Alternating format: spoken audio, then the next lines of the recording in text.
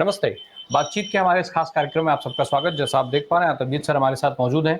बहुत स्वागत है सर आपका। सर चौथे चरण का चुनाव अब जो है चौथे चरण के लिए जितना जो तमाम मशक्कत थी सियासी दलों की वो हो चुकी है और कल जो है वो चौथे चरण में वोट पड़ने हैं। उत्तर प्रदेश के लिहाज से अगर हम बात करें, तो कहा ये जा रहा है कि जो चौथा चरण है वो यूपी में भाजपा के लिए ज़्यादा अहम है वनस्पत सपा और कांग्रेस के। जिस तरीके से तीसरे चरण को यादव लैंड के हिसाब से देखा जा रहा था, उसी तरीके से अब इस चौथे चरण में उत्तर प्रदेश में जो सीटें हैं, उसको भाजपा के लिए बहुत इंपॉर्टेंट माना जा रहा है और ये भी कहा जा रहा है कि अगर यहाँ से भाजपा को एज मिल जाती है, तो फिर आने वाले जो चरण हैं वो भाजपा के लिए धीरे-धीरे जो अच्छे खासे सेफ हो जाएँगे। तो क्या कुछ आपका आकलन कह रहा है? क्या आपका आकलन बता रहा है कि भाजपा को यहाँ एज मिलने के चांसेस हैं? देखिए, चौथे चरण में अब इलेक्शन जो है एक तरफा जिस तरीके से पहले 2-3 चरण की वोटिंग हुई है, मुद्दे वही हैं। इलेक्शन के दौरान आपने देखा कि मुद्दे कोई नए नहीं हैं। वही बेरोज़गारी, महँगाई का मुद्दा है, वही अग्निवीर का मुद्दा है, नौजवानों में जो रोष है, और वही क्षत्रिय समाज, त्यागी समाज और सैनी समाज का गुस्सा अभी भी बीजेपी में बरकरार है। कल आपने देखा इनके बहुत ही एक कर्मठ कार्यकर्ता नेता जो सोहना इलाके से आते हैं और वहाँ पे उन्होंने काफ़ी सारी गाय के नाम पर, गौ हत्या के नाम पर बहुत सारी महापंचायतें बुलाकर मुसलमानों का नरसंहार करने की मेवात में बात की। वो सूरजपाल अम्मू जिनको प्रवक्ता बनाया गया बीजेपी के बाद में, वो करनी सेना के अध्यक्ष थे, उन्होंने भी बीजेपी से त्याग पत्र दे दिया है, क्योंकि वो क्षत्रिय समाज से आते हैं। तो ये बात तो तय है कि क्षत्रिय समाज में गुस्सा बढ़ता जा रहा है। राजस्थान में 13 सीटों पर क्षत्रिय समाज ने भारतीय जनता पार्टी को हराने का काम किया। चाहे वो भरतपुर धौलपुर की सीट थी, चाहे वो झुंझुनू की सीट थी, जहाँ जाट और राजपूत उन्हें मिलकर इस बार वोट किया है। इनफैक्ट गुर्जर वोट भी जो है वो बीजेपी से खिलाफ किया है, कांग्रेस के पक्ष में किया है। वेस्टर्न यूपी में भी यही हुआ है। तो मुद्दे वही हैं, संविधान को बचाने के, लोकतंत्र को बहाल करने के और मोदी सरकार की विफलताओं का जो कच्चा चिट्ठा लोगों के पास पहुंचा है सोशल मीडिया, अखबारों और ऑपोजिशन पार्टीज के थ्रू, वो अभी भी बरकरार है। उत्तर प्रदेश में पहला ऐसा लगा कि वेस्टर्न यूपी की 12 सीटें, क्योंकि वहां पे जाट बहुमूल्य है, वहां पे किसान ज्यादा हैं, वहां पे लोगों में रोष है, जो किसान बिलों को लेकर 750 किसान शहीद हुए और फिर मोदी सरकार को झुकना पड़ा 3 कृषि कानूनों पर। लैंड एक्विजिशन एक्ट 2013 की तर्ज पे काम नहीं हुआ। बिजली अधिनियम बिल में सब्सिडी का किसानों का मामला फंसा हुआ है, पराली का मामला फंसा हुआ है। अब नया मामला जीएसटी पे भी शुरू हो गया कि जीएसटी भी लगेगी जो ठेके पे खेत लेगा, 18% जीएसटी लगेगी। अब वो बताइए, जीएसटी तो इसलिए लगाई जाती है कि ताकि आपने कोई माल खरीदा, इनपुट टैक्स दिया और उसमें वैल्यू ऐड करके आपने आगे बेचा तो इनपुट टैक्स का आपको बेनिफिट मिलेगा। जो किसान, जो बटाईदार किसान है, जो ठेके पे जमीन ले रहा है, जो काश्तकार है, वो तो इनपुट टैक्स देता है ट्रैक्टर पे, टिलर पे, राशन पे, किताबों पे, दवाइयों पे। वो कहाँ से इनपुट टैक्स क्रेडिट लेगा? तो ये तो 18% जीएसटी लगाना आपने पहले ही एग्रीकल्चर को इंडस्ट्री का दर्जा दे दिया और आप वही चाहते हैं कि लैंड एक्विजिशन एक्ट करके वो सारी जमीनें आप जो हैं वो पूंजीपतियों को सौंप दें। तो इसका बहुत बड़ा गुस्सा अब ईस्टर्न यूपी और सेंट्रल यूपी, फिर सेंट्रल यूपी के चुनाव हुए 10 सीटों में ये बात निकल के आई कि आगरा, हाथरस में बीजेपी के कैंडिडेट थोड़े आगे चल रहे थे, बाकी 8 सीटों पर पीछे चल रहे थे, जिसमें 4 सीटें तो यादव समाजवादी पार्टी के जो छत्रप हैं यादव, उनकी सीटें थी। अब मामला जो है आके ईस्टर्न यूपी में आ जाता है। हम अवध एरिया में बैठे हैं, मैं इस टाइम अवध में बैठा हूँ। मैं लखीमपुर गया, अजय मिश्रा टैनी ने जो गाड़ियां किसानों पर चढ़ाई, 4 किसानों की हत्या कर दी और एक मीडिया कर्मी भी मारा गया, उसको लेकर भी लोगों में बहुत रोष है।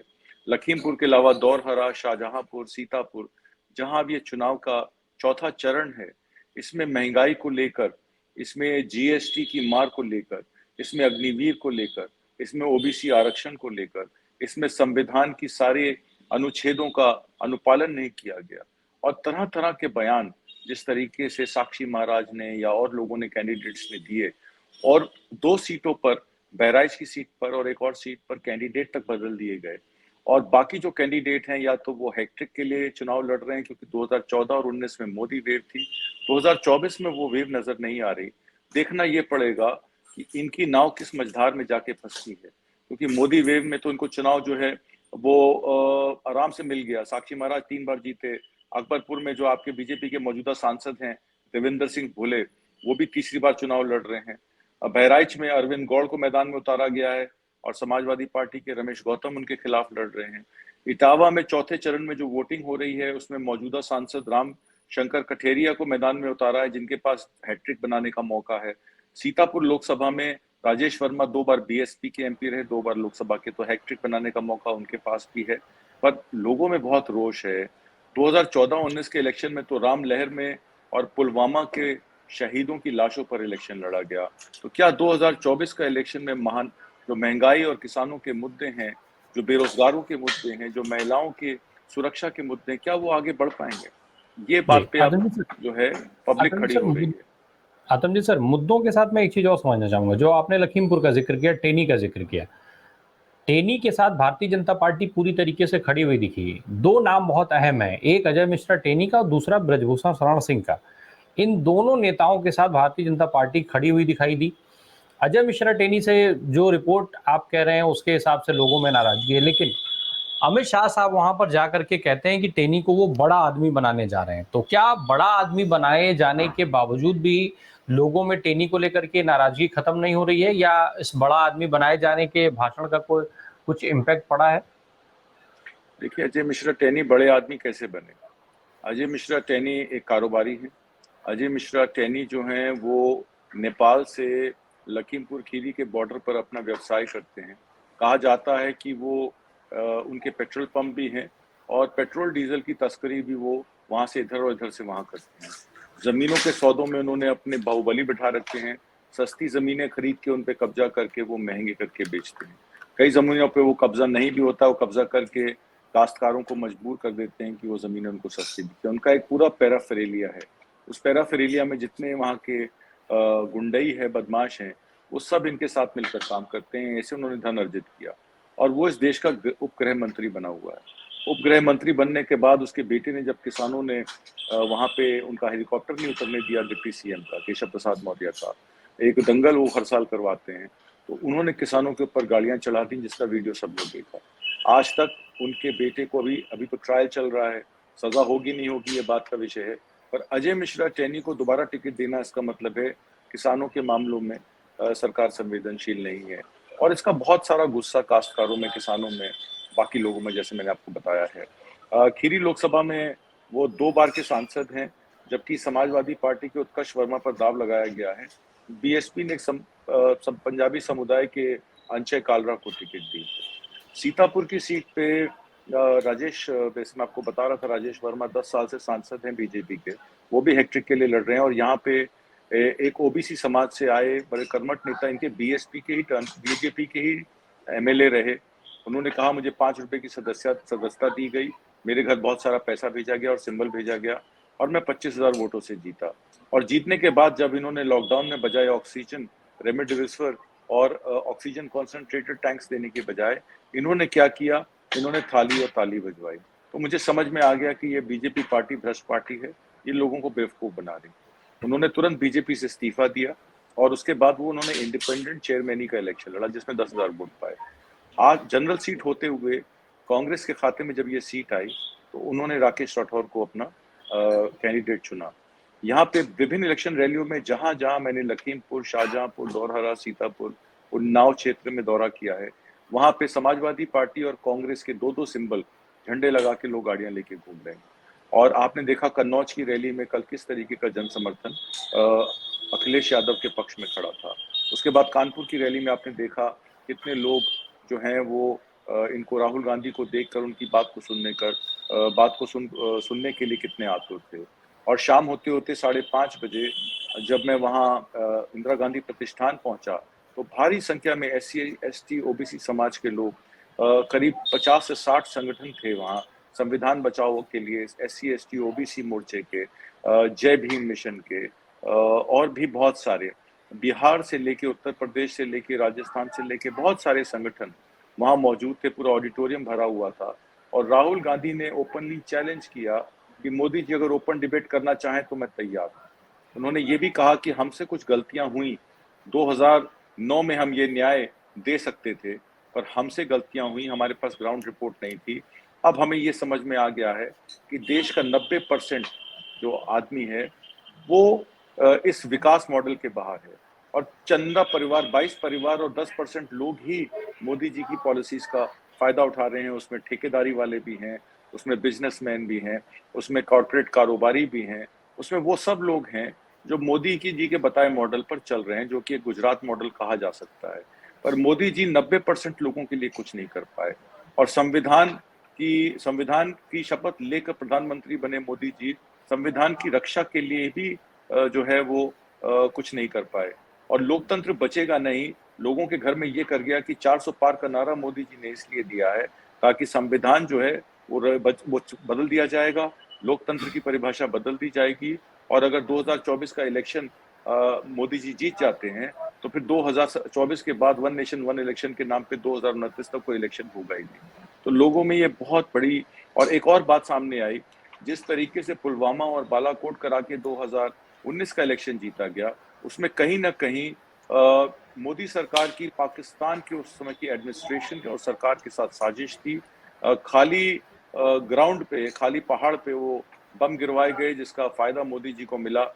इस दफा वो फायदा उनको नहीं मिलेगा, और जो वो कहते हैं कि पाकिस्तान के लोगों को या घुसपैठियों को इस मैनिफेस्टो का फायदा होगा, तो मैनिफेस्टो पर जिस तरीके की 25 गारंटियों की एडवर्टाइजिंग और जिस तरीके का कैंपेन कांग्रेस ने इस दफा चलाया है, उससे ये साफ हो जाता है कि कांग्रेस कहीं ना कहीं नरेशन में बीजेपी से आगे निकल गई है। इस इलेक्शन में सबसे बड़ा फर्क यह है कि 2014 और 19 के इलेक्शन में बीजेपी नरेशन चलाती थी। 2014 में राम मंदिर का था, 2019 में बालाकोट और पठान अपना जो पुलवामा का था, वो नरेशन में कहीं ना कहीं कांग्रेस कमजोर नजर आ रही थी। पर कांग्रेस ने मोदी जी के 2047 के विकास पत्र का, जो विकास न्याय, जो विकास देना है उन्होंने, विकसित भारत बनाना है, जब उन्होंने उसका रोड मैप नहीं दिया, और कांग्रेस ने इंडिया अलायंस के साथ मिलकर ये जो 25 गारंटियां दी, उसके बाद ओपीएस पे अखिलेश यादव भी बोले, और बहुत अग्निवीर पे ये कहा कि अग्निवीर खत्म कर देंगे, और जितना भी ये 30 लाख नौकरियां हैं वो 15 अगस्त तक पूरी कर देंगे। जब ये सब बातें सामने आई तो लोगों में विश्वास बढ़ा कि उम्मीद की किरण बाकी है, और इस वजह से ये इलेक्शन आप समझिए पीपल वर्सेस मोदी हो गया। देश की जनता मोदी जी को वापस नहीं आने देना चाहती है, और राहुल गांधी की भारत जोड़ो यात्रा कहीं ना कहीं इस कैंपेन में कारगर साबित हुई है, और इंडिया अलायंस का नरेशन आगे निकल गया है, और परसेप्शन में मोदी जी की सरकार पीछे रह गई। जी। सर हम चौथे चरण की अगर बात करें तो एक और स्टेट जो बड़ा अहम माना जा रहा है, चूँकि महाराष्ट्र से जिस तरीके से उद्योग धंधों को शिफ्ट किया गया गुजरात, उसके बाद एक बड़ी चर्चा जो है महाराष्ट्र के अंदर शुरू हुई थी। अब महाराष्ट्र के से जो खबरें आ रही हैं, हालाँकि सर्वेज़ नहीं कहे जा सकते, लेकिन जो खबरें आ रही हैं, वो पूरी तरीके से कांग्रेस के फ़ेवर में जाती हुई दिख रही है। कहा ये जा रहा है कि कांग्रेस वहाँ पर बहुत साइलेंटली और बहुत मजबूत से बहुत अच्छा कुछ गेन करने जा रही है। क्या आपके आंकड़े क्या कहते हैं? देखिए 13 और 25 मई के अब जो 2 फेज होने हैं, चौथा और पांचवा फेज, 48 सीटों पे इलेक्शन है। मराठवाड़ा और विदर्भा में महाराष्ट्र विकास अघाड़ी फर्स्ट फेज में आगे रही है, ये बात तो क्लियर हो गई है। सेकेंड फेज में महाराष्ट्र की 11 कॉन्स्टिट्यूएंसीज थी, और फेज 3 में 11, माफ कीजिएगा, महाराष्ट्र में फेज 3 में जो है 11 कॉन्स्टिट्यूएंसीज थी सेकेंड फेज के बाद, और सतारा और कोल्हापुर में महाराष्ट्र विकास अघाड़ी जो है वो इलेक्शन में आगे नजर आ रही है। वहां भी मामला कुछ ऐसा ही है। ये जो एमएसपी को लेकर किसानों को गन्ने का प्राइस जो है, एफआरपी वहां पे यूपी से भी कम है। यूपी में अगर 355 रुपए रेट है तो वहाँ 260, 260 या 280 रुपए रेट है। जो कपास के किसान हैं उनका मुआवजा उनको नहीं मिला, कपास की खेती खराब हो गई। पंजाब में भी यही हुआ। पिंक बॉल वर्म सुंडी के करके जो किसानों का नुकसान हुआ, उसमें कॉम्पनसेशन प्राइवेट इंश्योरेंस की जो प्रधानमंत्री किसान जो स्कीम है इंश्योरेंस की, बीमा योजना, प्रधानमंत्री किसान बीमा योजना, वो कहीं ना कहीं सफल नहीं रही। और महाराष्ट्र में भी कॉटन बेल्ट में और शुगर बेल्ट में ये बहुत बड़ा रोष किसानों का जो है वो मोदी सरकार के प्रति है। अर्बन महाराष्ट्र में भी एंटी मोदी सेंटीमेंट इसलिए है कि उन्होंने दो पार्टियां तोड़ी, एनसीपी के दो टुकड़े करे, महाराष्ट्र और उनका शिवसेना उद्धव ठाकरे और एकनाथ शिंदे को जिस तरीके से सीएम बनाया गया और स्पीकर को मैनेज किया गया, तो उद्धव ठाकरे के प्रति काफ़ी सेंटिमेंट है। अजीत पवार को 5 लोकसभा सीटें दी गई हैं, जिसमें ये कहा जा रहा है कि 1 या 2 सीटों पर पुणे और बारामती की सीट पे वो लड़ाई में दिख रहे हैं, बाकी 3 सीटों में तो वो लड़ाई में भी नहीं दिख रहे हैं। सिमिलरली एकनाथ शिंदे अगर मुंबई से 2 सीटें ला सकते हैं, तो 2 सीटें उनकी वहां से आ सकती हैं, और जो उनके सिटिंग एमपीज हैं, और 2 सीटें उनकी आउट ऑफ मुंबई म्युनिसिपल जो भी एरिया है वो उनका पड़ता है। फोर्थ फेज में अहमदनगर जो वहाँ पाटिल वर्सेस नीलीश लंके का केस की जो फाइट है, उसमें भी कहीं ना कहीं महाराष्ट्र विकास आघाड़ी नजर आ रही है। अजीत पवार शिरूर, परबानी, बारामती, पुणे और रायगढ़ से लड़ रहे हैं। रायगढ़ में उनके कैंडिडेट खड़े हैं। जहां तक बारामती, हाथकांगड़े, कोल्हापुर और लातूर की बात है, वहाँ उधाकर सिंघड़े का नाम चल रहा है, वो आगे चल रहे हैं। उस्मानाबाद और रायगढ़ एरिया में भी ये कहा जा रहा है कि रायगढ़ में तो सुनील तटकरे इलेक्शन लड़ रहे हैं अन्ना गित्ते के खिलाफ, और अन्ना गित्ते कहीं ना कहीं सुनील तटकरे से आगे नजर आ रहे हैं। सुनील तटकरे जो है अब शिवसेना जो आपकी एकनाथ शिंदे है उसके कैंडिडेट हैं। रत्नागिरी सिंधुगढ़ सीट पे भी विनायक राउत हैं, आपके इनके उद्धव ठाकरे ग्रुप के, शिवसेना के, वो आगे नजर आ रहे हैं। सांगली और में भी यूबीटी वर्सेस बीजेपी की लड़ाई है, जिसमें संजय काला पाटिल वर्सेस विशाल पाटिल का इलेक्शन है। और ये जो विशाल पाटिल हैं, ये वसंत दादा के, वसंतराव पाटिल सीएम हुए थे, आपको याद होगा, उनके ये ग्रैंडसन है। सतारा में भी शशिकांत शिंदे एनसीपी के जो हैं उदयराज भोसले के खिलाफ इलेक्शन लड़ रहे हैं, और शशिकांत शिंदे सतारा में अच्छा चुनाव लड़ते हुए एनसीपी के नजर आ रहे हैं। सिमिलरली सोलापुर में परिणीति शिंदे जो है वो राम सरपुर के खिलाफ खड़ी हैं, जो एक काफी फंसा हुआ इलेक्शन है। तो कोई भी सीट पे, चाहे वो सोलापुर की हो, सतारा की हो, रत्नागिरी सिंधुगढ़ की हो, लातूर की हो, बारामती की हो, शिरूर की हो, इन सब सीटों पर मामला 1:1 का है। चाहे वो एनसीपी के खिलाफ, जो शरद पवार की एनसीपी है उसके खिलाफ बीजेपी का कैंडिडेट है, या वो NCP versus Ajit Pawar NCP है, या फिर आपकी शिवसेना के उद्धव ठाकरे जो हैं वो लड़ाई में आपके एकनाथ शिंदे से काफी नजर आ रहे हैं। और ये बात का संकेत शरद पवार ने भी दे दिया कि आने वाले समय में जो छोटी छोटी पार्टियां, उनका इशारा शिव से उनके पास था, उनकी तरफ था, शिंदे की तरफ और अजीत पवार की तरफ, कि आने वाले समय में जैसे ही ये इलेक्शन की घोषणा, इसका रिजल्ट आएगा, तो ये सारे लोग फिर अपने वापस मेन दलों में चले जाएंगे, छोटी छोटी पार्टियां खत्म हो जाएंगी। इसीलिए मोदी जी को उसके काउंटर में अपना बयान देना पड़ा कि इन पार्टियों का जो है विलय हम करने को तैयार हैं। पर मोदी जी की नैया जब डूब रही है, जहाज डूब रहा है, तो कौन सी पार्टी उनके पास जाएगी, सवाल ये खड़ा हो जाता है। जी। सर, अब 3 चरण के जो चुनाव हो चुके हैं, उनमें अगर मुद्दों को देखा जाए तो मुद्दे बहुत तेज़ी से बदले हैं। स्टार्टिंग चुनाव की कहीं और हुई थी, फिर वो कहीं और पहुँच गई। ये मुद्दे अब आने वाले चरणों में अगर हम देखें तो सत्ता पक्ष के पास क्या मुद्दे बचे हैं जिनको लेकर के वो आगे बढ़ते दिखेंगे? क्योंकि जिस तरीके का बयान अडानी अंबानी को लेकर के आया, फिर उसके बाद अरविंद केजरीवाल साहब जो है वो जेल में रहने के बाद अब वो केवल चुनाव प्रचार के लिए एक तरीके से कहा जाए तो उनको इंटरिम बेल मिल गई है। तो ये सारी चीज़ें भाजपा के या सत्ता पक्ष के जो मुद्दे, जिन मुद्दों को लेके वो आगे बढ़ना चाह रहे थे, उन मुद्दों को इफेक्टेड करते हुए दिखेंगे? थोड़ा संक्षेप में जवाब सर।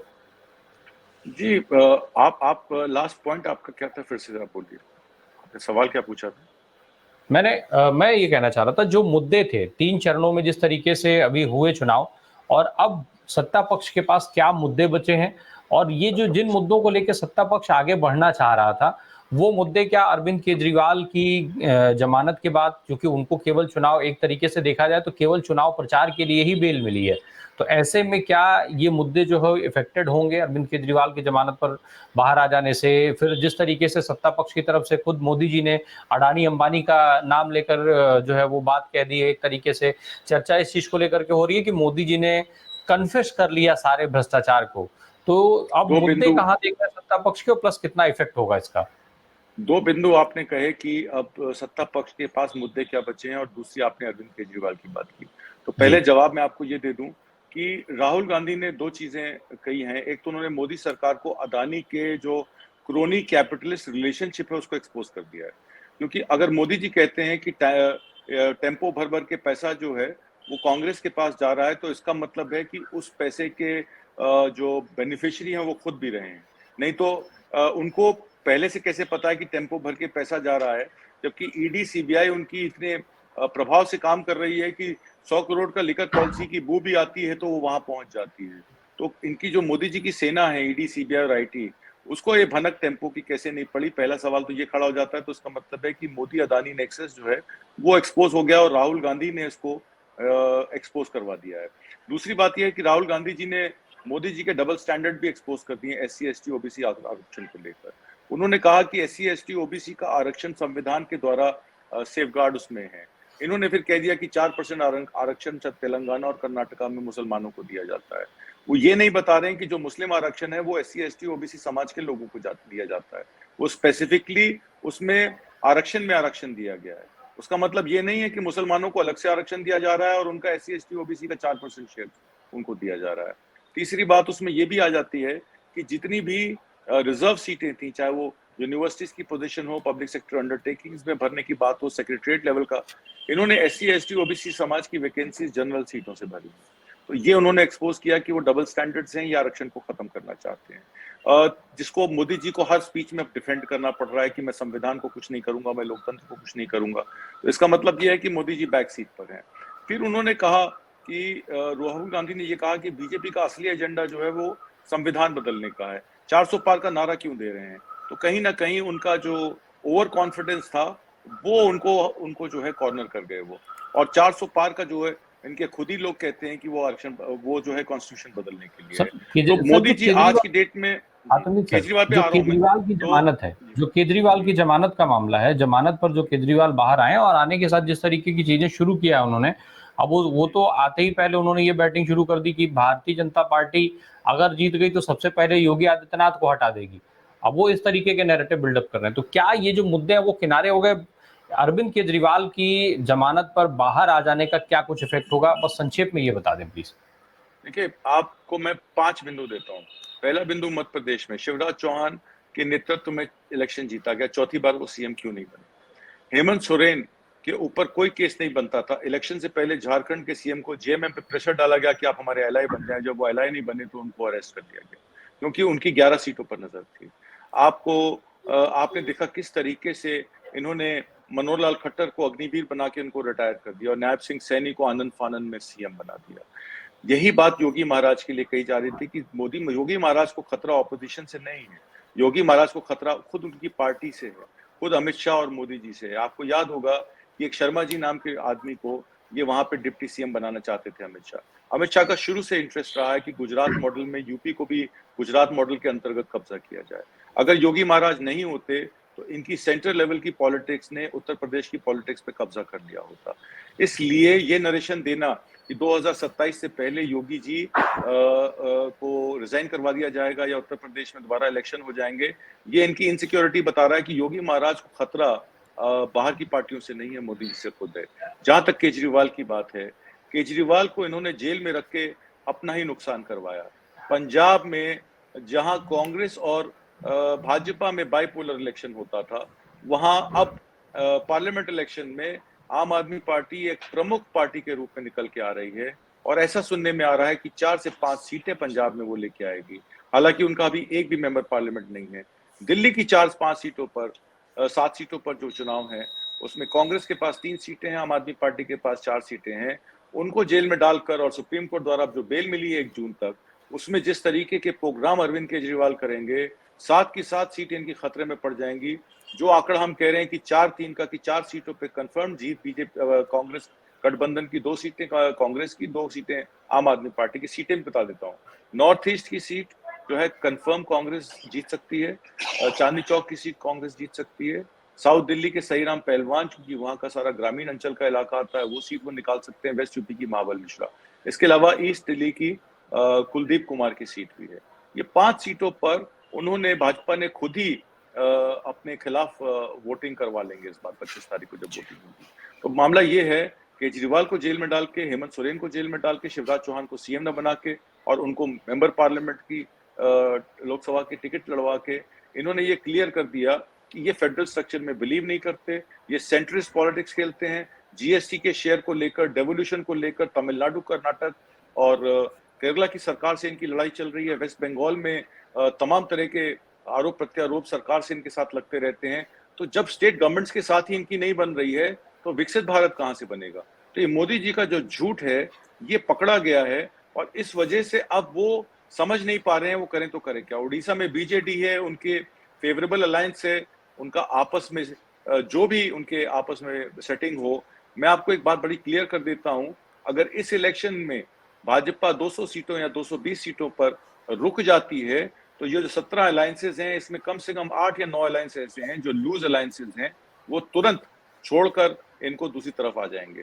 तो खतरा मोदी जी पे लगातार बना हुआ है। मोदी जी को प्रधानमंत्री के रूप में अब कोई नहीं देखना चाहता, ये बात तय है और ये मैं आपको हिंदी हार्टलैंड से बता रहा हूँ। जी, मोदी जी पर खतरा बना हुआ है और मुद्दे भी अब उनके हाथ से निकलते जा रहे हैं। बहुत-बहुत धन्यवाद आतम जी सर इन महत्वपूर्ण जानकारियों के लिए। Thank you so much.